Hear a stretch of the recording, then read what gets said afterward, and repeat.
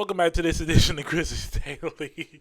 I'm your host, Lee. I'm only laughing because this is the second time I'm doing this. The first time was just awful. But your boy is energized, so I had the energy to actually do this. But I'm actually very happy that y'all are here because we are finally at Friday, which means tomorrow is going to be open practice. And Monday will be the first preseason game. And I can't wait to bring that to y'all. Like I said, I will be at all three games next season working. But I will be there, so I'll be analyzing games, seeing what I can, looking through the highlights, and see what I can bring to y'all, so that way everything bodes well. But real quick, I just want to talk about some things as the Grizzlies wrap up training camp in Nashville. One of the things I want to talk about, and I saw a comment about it. I can't remember who exactly it came from, but shout out to you for leaving a comment.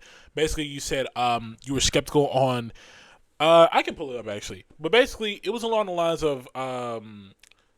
They were skeptical that Izolo's system would last in Memphis because of the sample size that was seen when he took over in coaching. Now we've talked about this, and long story short, I have some thoughts about it, and we're gonna get into it. So the comment right here is from C Can. Shout out to you, man. You've been here for a while. So appreciate it. He said, "I wish I could feel confident about Coach Izolo like y'all do. I saw nothing in him when he took over last year that made me feel good. His playoff rotations were ridiculous. I'm just not sold on him yet. Hopefully he proves me wrong." Now,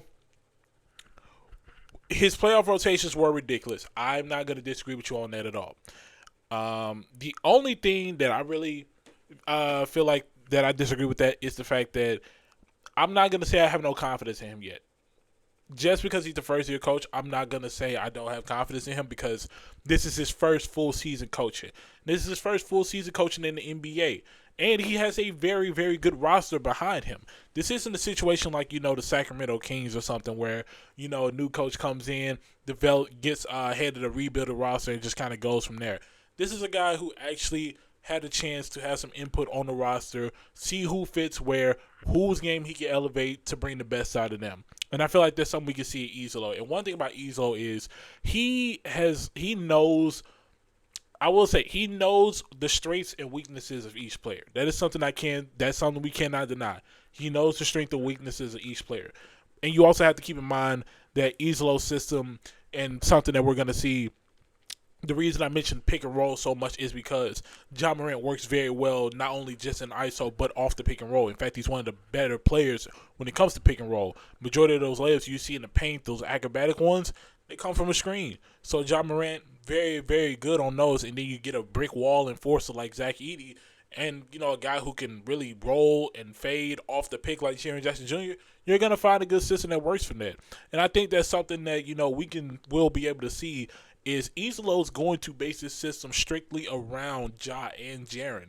So I'm already ready to see that's going to be like because we know what both of those players are very capable of doing. And if Izolo can bring the best side of them, we're looking at a team that can be a top team in the Western Conference. It's definitely possible. So while I do understand the skepticism, I do think this is a system that can work because if we're being honest, let's just be real. If this was a team like the Boston Celtics and they had a coach like Izolo and we hearing these same things, we think they were a championship level roster. Yes, they won a championship, so they've proven that. But if this is any other team, we really wouldn't be having these questions. So while I understand it, let's just be honest. We got to have some faith in them. The progress is looking good right now. Right now, I say. And you also have to cut him some slack for the simple fact that he's going to be without Jaren and Zach Edey for probably the first month and a half of the season. So we really have to give Izolo some leeway when it comes to that. Not saying we can't hold him accountable, but we have to be very understanding of the situation and the system. Just because two of the main guys in that system aren't going to be involved early on in the season.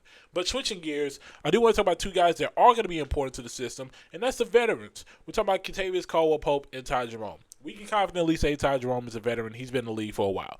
So one of the things that I think a lot of people don't understand is, yes, KCP is on the older side. I believe he's 32 years old. Yes, he's on the older side, but you also have to remember KCP has been around winners. He's a two-time champion. He knows what it's like to be on a championship roster. He knows what it takes to be in that position. Nobody on their team can say that. You know what I'm saying?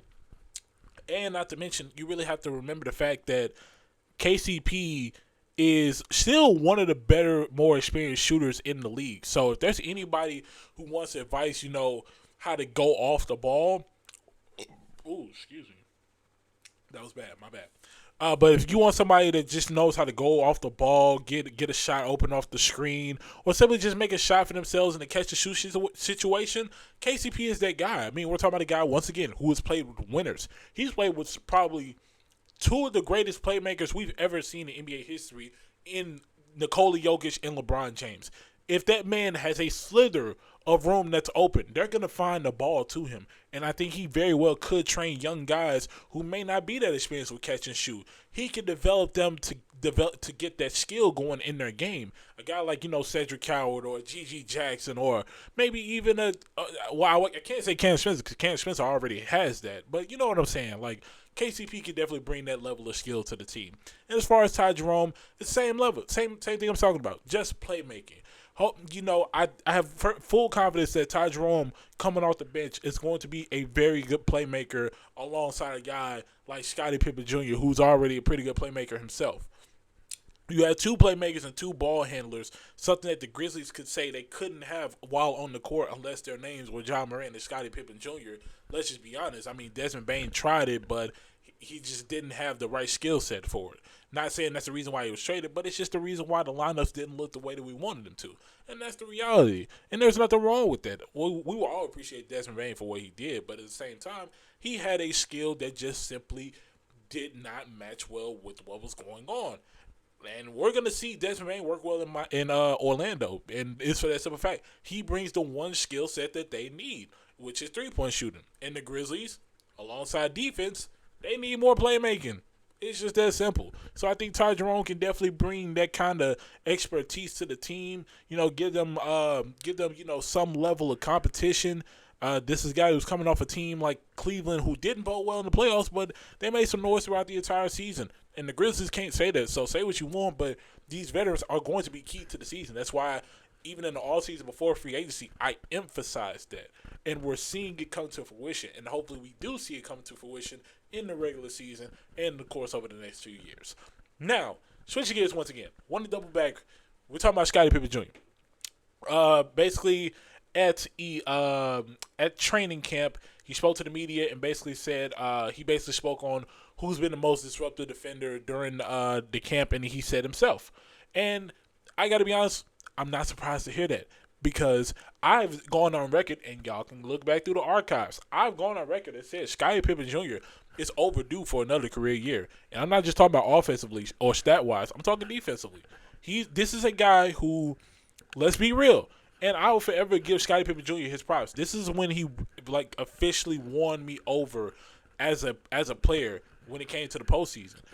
When he tried his hardest, and I mean his hardest, to guard Steph Curry in that play-in game, he gained a lot of respect from me. Because a lot of people can't say they do that. I got to be honest, and this isn't me gassing him up to make a point, but we haven't seen somebody guard Steph Curry like that since Jalen Wells. Yeah, actually, that just came to my mind. Jalen Wells, he held Steph Curry to 2 points. So, we haven't seen somebody guard Steph Curry like that since Jalen Wells. And honestly, before I even thought of Jalen Wells, I was thinking Matthew Dellavedova. Because y'all remember, Matthew Dellavedova put his body on the line to make sure Steph Curry didn't touch that ball. And he tried, just wasn't enough. So I think Scottie Pippen Jr., he can definitely bring that face guarding defense on all these guards that are, trying to prove a point that they could easily run through the Grizzlies offense when in the case, the Grizzlies defense, when in the case, they're trying to change the script. I mean, you heard Izolo. They want to make it to where, this isn't an easy walk in the park. It's like going to the dentist. It's never easy. So I think Scottie Pippen Jr., he has the ability to not only improve his game, but he can be a catalyst off the bench for so many different reasons. And I think a lot of people who are under the radar are gonna wake up when it comes to him. By the way, I read the comment. I told you I read all the comments. I'm trying my hardest to stop smacking. I'm sorry, I can't help it. I'm trying. So if you hear a bunch of smacking, I'm sorry. If I feel like I'm about to smack, you know what I'll do? I'll just move the mic away. Does that help? Cool. And I know whoever sent the comment is gonna look at this, and and I'm looking at the camera too. You gonna see it? I'm gonna see it. All right. But I see the comment. I appreciate you for tuning in though. Anyways, real quick before we get out of here, because like I said, not really much going on. We're really just looking ahead to everything coming Monday. So, one of the things that I saw in an article from Sports News Times. This is an article by Mark Reynolds. The Grizzlies are rallying around a new mantra as the season approaches. The phrase "Go hard" and the significance of it. I'm going to read it right here. This mantra encapsulates the essence of the Grizzlies' approach. It serves as a reminder for everyone involved that the path to victory requires relentless effort and unwavering commitment. John Morant has taken this ethos to heart. He embodies the spirit of go hard, aiming to translate that energy onto the court when the season officially begins. And like I said, I'm not surprised. Just wanted to throw that out there in case y'all saw that on like a T-shirt or in the intro video, something, just to, prepare y'all. But it's very fitting because, let's just be real. With a retooling year, the only thing the Grizzlies can do is play hard. They play hard, it leads to good results, and it leads to good wins, which lead to a good playoff run. So, by all means, like the reference. I like the mantra. I'm all for it. I think the Grizzlies are really going to put the league back on notice this year and really just remind them, hey, Memphis is hard-nosed basketball. It's still one of the toughest places to play in the NBA. You shouldn't have an easy game in FedEx Forum. Now, when it comes to the road, that is something that they will instantly have to work on because that was a major problem last year. The Grizzlies had one of the worst road records I've seen in a long time. And not even just record-wise. Road games, barely even close sometimes. I still think about that Knicks game on a daily basis. It was bad.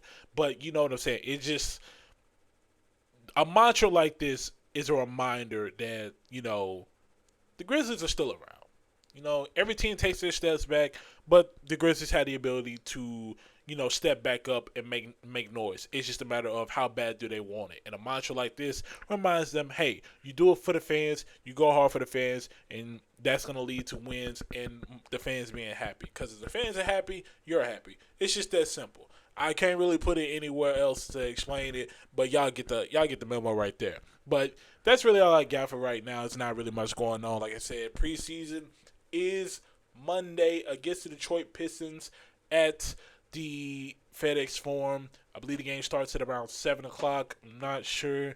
I'm not sure. I'll let y'all know Monday once I get full confirmation.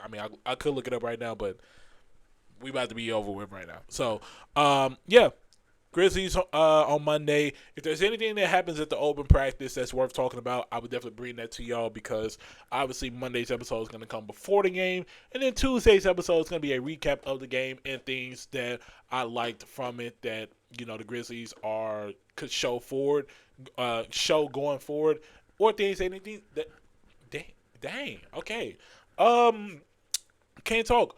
Or the things that the Grizzlies need to work on going on into the future of the regular season. So that's really all I got. That's a wrap on this edition of Grizzlies Daily. I really appreciate y'all for tuning in. If you like this video, make sure to like, comment, and subscribe, and turn on post notifications if you want to be notified for when Monday's episode comes out because it's going to be a really, really good one. And I really need y'all to tune in because the regular season is around the corner. We are less than 3 weeks away from Grizzlies regular season basketball, and I can't wait to bring y'all these recaps, and I appreciate y'all for tuning in with me during the all season. As to the edition of Grizzlies Daily, I will see y'all later, and I will see y'all on Monday to talk some more basketball. Peace.